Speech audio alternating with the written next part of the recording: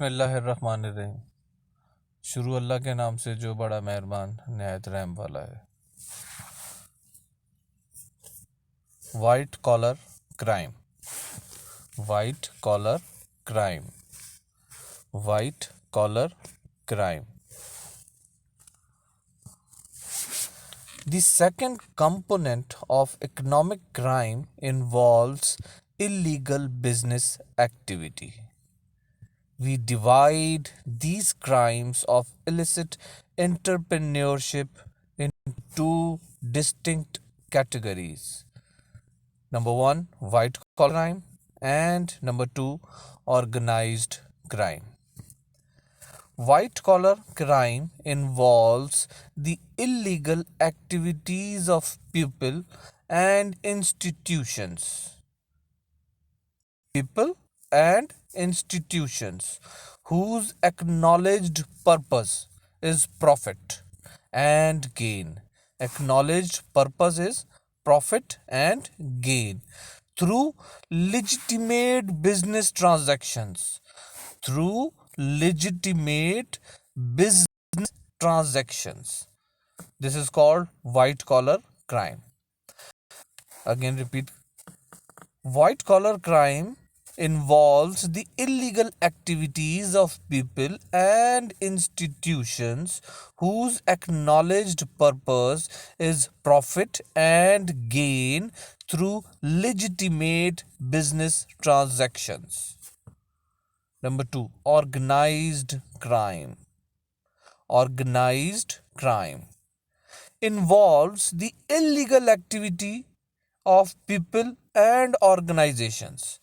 People and organizations whose acknowledged purpose is profit and gain through illegitimate business enterprise.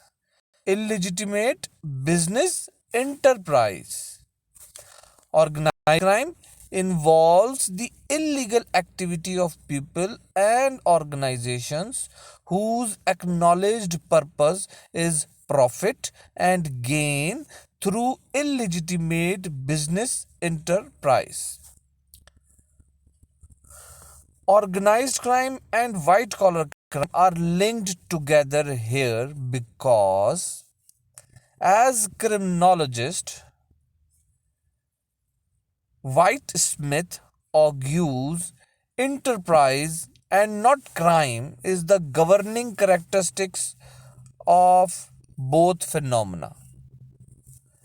White-Smith argues, enterprise and not crime is the governing characteristic of both phenomena.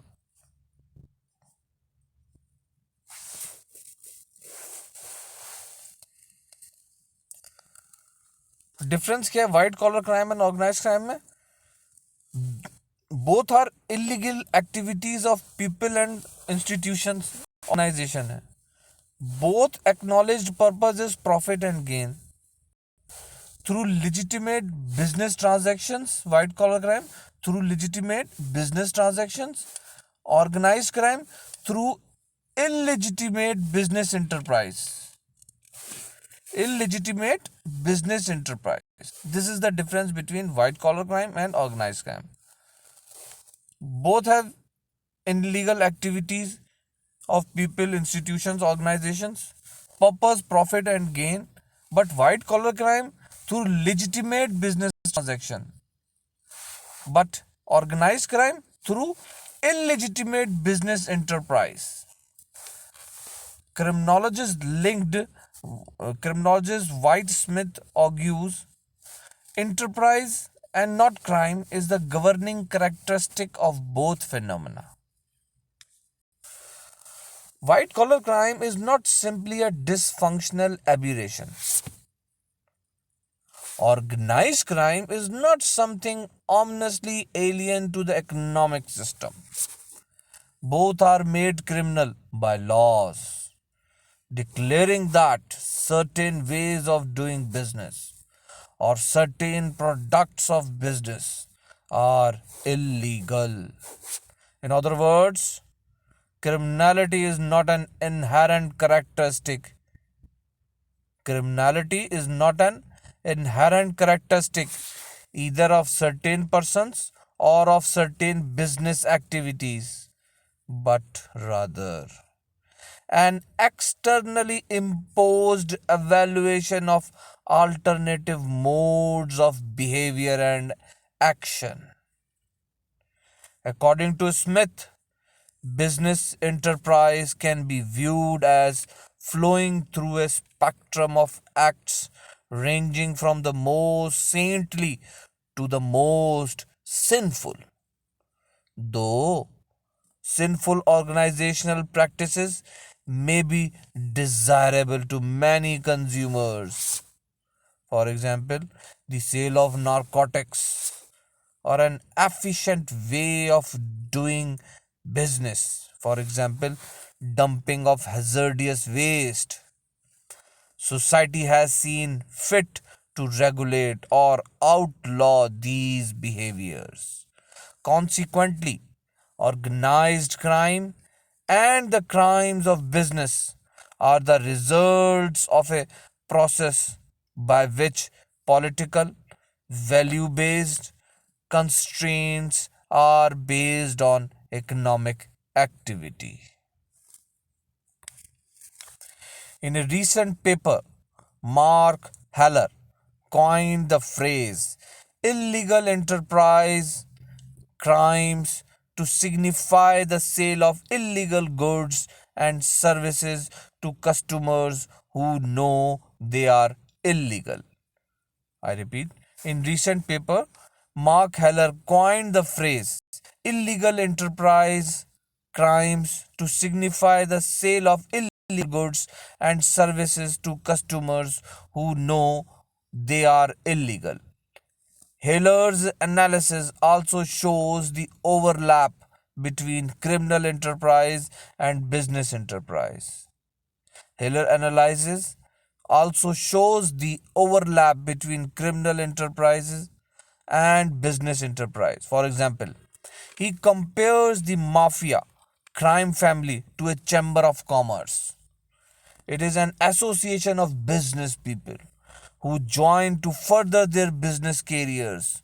Joining a crime syndicate allows one to cultivate contacts and be in a position to take advantage of good deals offered by more experienced players. The criminal group settles disputes between members who, after all, cannot take their problems to court. So, we can view organizational crimes as the dark side of the free market system.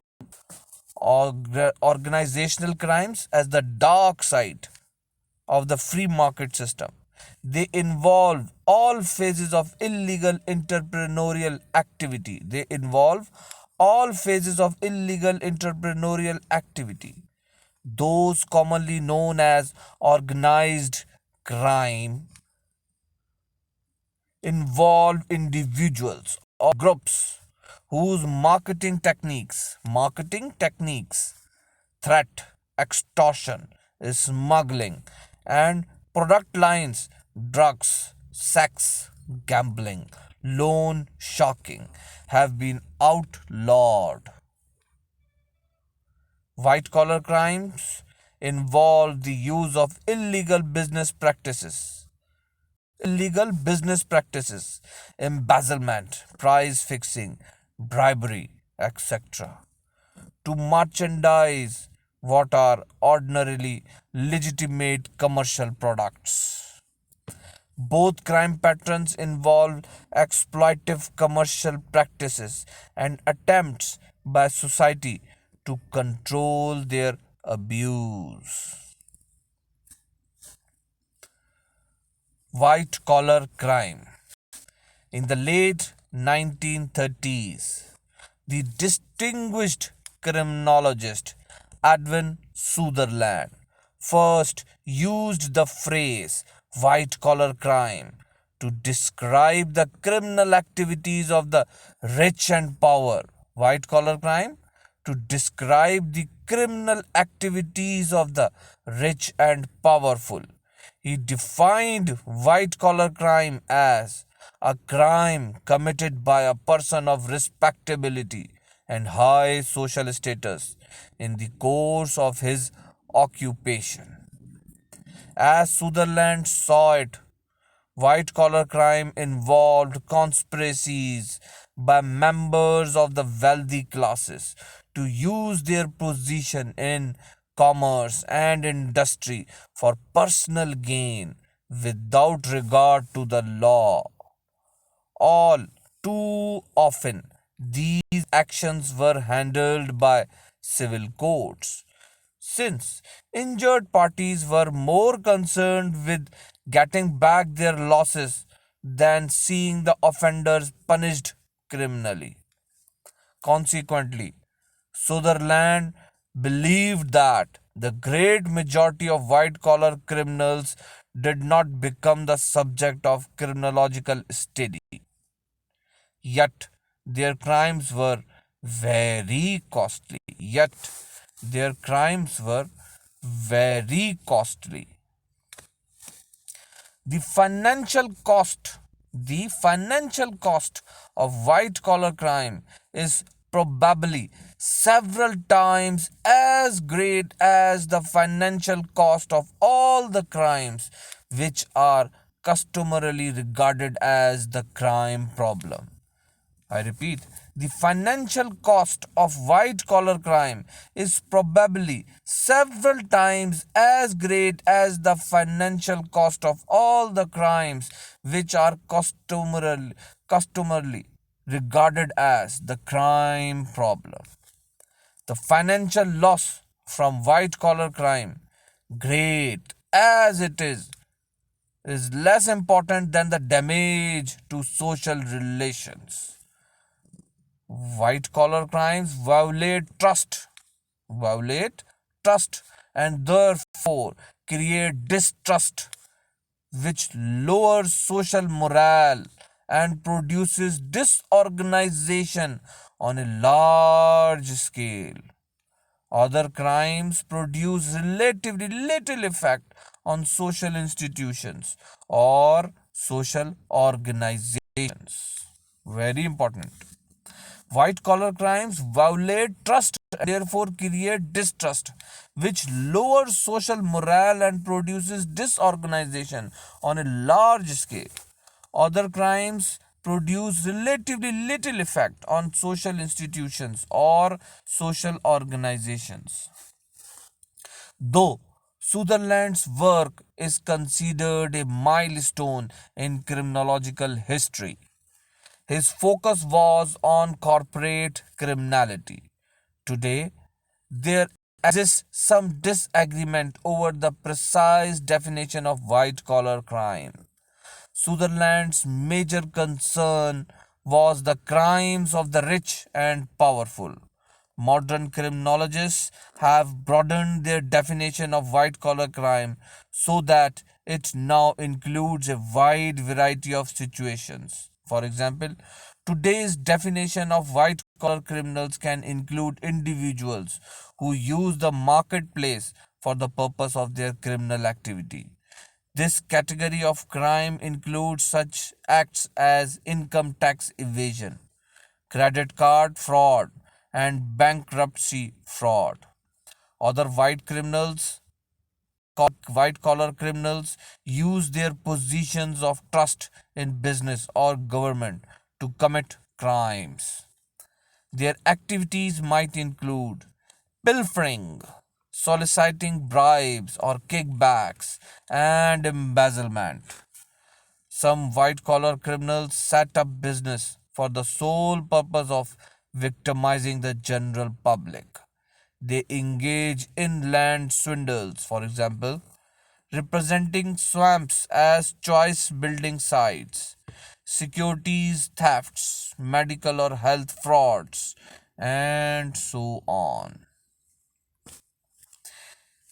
In addition to acting as individuals, some white collar criminals become involved in criminal conspiracies designed to improve the the market share or profitability of their corporations. This type of white collar crime, which includes antitrust violations, price fixing, and false advertising, is also known as corporate crime. It is evident that Sutherland's original concept of the upper class white collar corporate criminal has been expanded by these later formulations. Today, as a general rule, criminologists use the term white collar crime to refer to almost any occupationally oriented law violation. Even Sutherland's core idea of corporate criminality has been expanded by Ronald Kramer and Raymond McCloskey in their concept of state corporate crime. State corporate crime, illegal or socially injurious actions resulting from cooperation between governmental and corporate institutions. State corporate crime, illegal or socially injurious actions resulting from cooperation between governmental and corporate institutions. Kramer and McCloskey charged that the explosion of the Challenger space shuttle on January 28, 1986 was the result of a state corporate crime involving the cooperative and criminally negligent actions of the National Aeronautics and Space Administration and Morton Thiokol Incorporation, the shuttle builder.